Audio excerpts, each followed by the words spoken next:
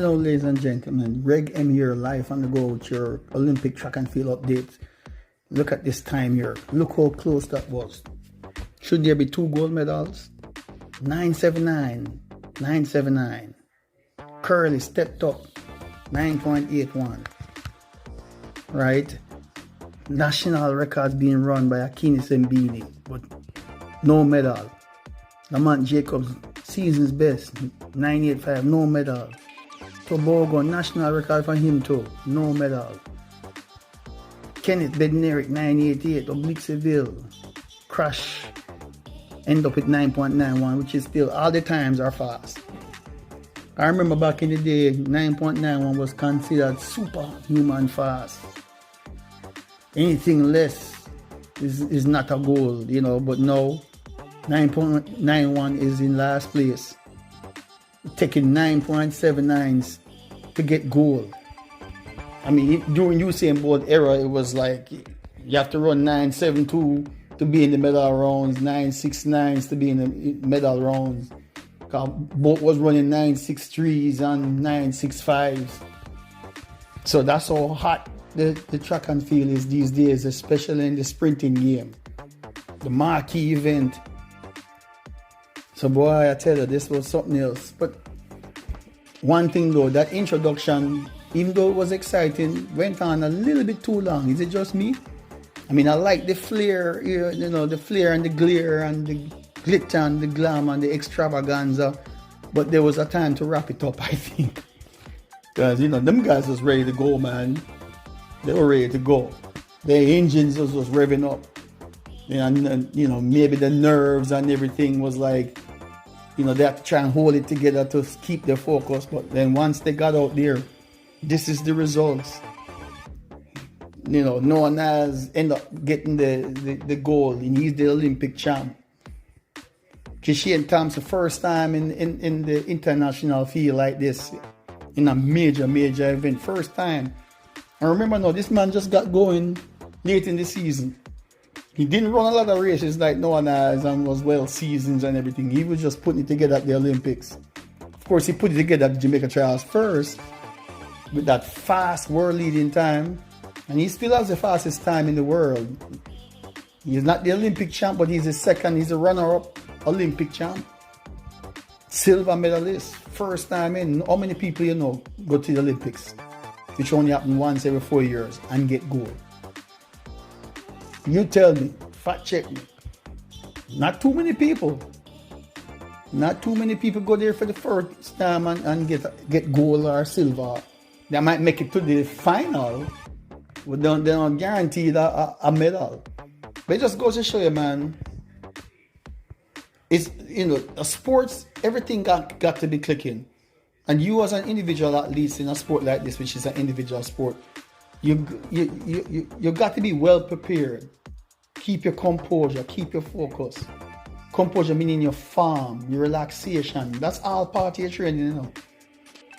And I know a lot of videos are out there, you know, that are saying, look, you know, Kishian Thompson tighten up. Some people believe that, you know, the runners, some of them, they're too used to easing up.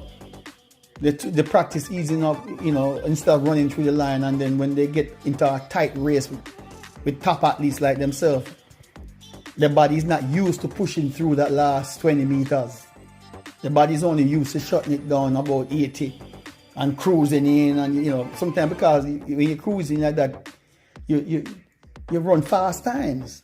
And everybody says, look how relaxed you are and look how fast you run. How are you going to go much faster in the final? Which is what I was thinking with Oblique Seville. Looking around, he even beat Lyles in the prelims.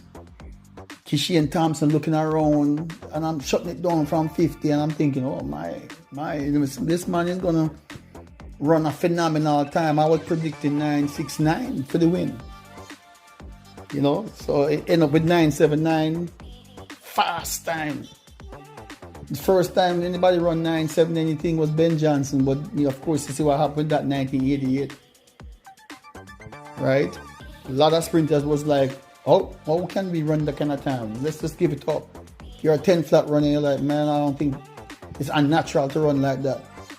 And then when he got busted for steroids, everybody's like, see it? You got to be taking steroids to run them times. No, these guys are doing it clean. At least, you know, they monitor them hard now. Whereabouts testing, out of competition testing. It's hard for them to cheat. So these guys are doing it clean. But man, great race. But you know, man, just look at this photo finish, man, just to wrap this up here. It was amazing, man. Congratulations to everybody again.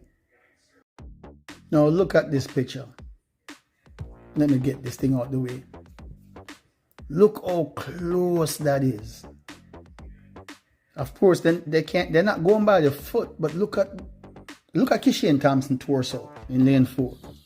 And look at Noah Lyles' torso at this point here also. It seemed to me Kishian Thompson torso is ahead of Noah Lyles. Of course, you have different pictures here where it look like Noah Lyles' torso. You know, the actual photo finish picture where it look like Noah Lyles' torso is just maybe slightly ahead. But again, that's from that angle. If you do it from another angle, it look like Kishian Thompson torso. You know, it's just tough. That's why I believe 2 gold medals need to be given for this effort. Because it is equal performance. It's equal. Nobody is more dominant. And to me, Kishian Thompson is a gold medalist. He's a winner and Noah Lyles is a winner. They're 2 winners. You know, not just gold and silver. Curly, man, is right there. Got a medal. But look at Simbini, man. So close and yet so far. That's the painful part about sports, you know. So, especially track and field. You try over the years, you're close. And then this might be the closest you'll ever get because they're all aging. And younger guys are behind, you know, running along with you. It's going to be hard to keep holding off those guys. You know, unfortunately, with age, you know, it lessens your capabilities and you have to work twice as hard just to keep up with the younger challengers. Just the name of the game. Only a few people can maintain. Even Usain Bolt near the end got beat. And then again, you know, of course, he was already planning on retiring and, you know, stopped training to what I hear. That's why he got beat that last World Championship. After he did a phenomenal performance at the Olympics. But Kishian Thompson, if he stays healthy, man, this guy's he's gonna be probably the first athlete to dip on the 9.7s. To be honest with you, I think Noah Lyles is gonna have a hard time maintaining his victory over Kishian Thompson for the rest of the year and next year.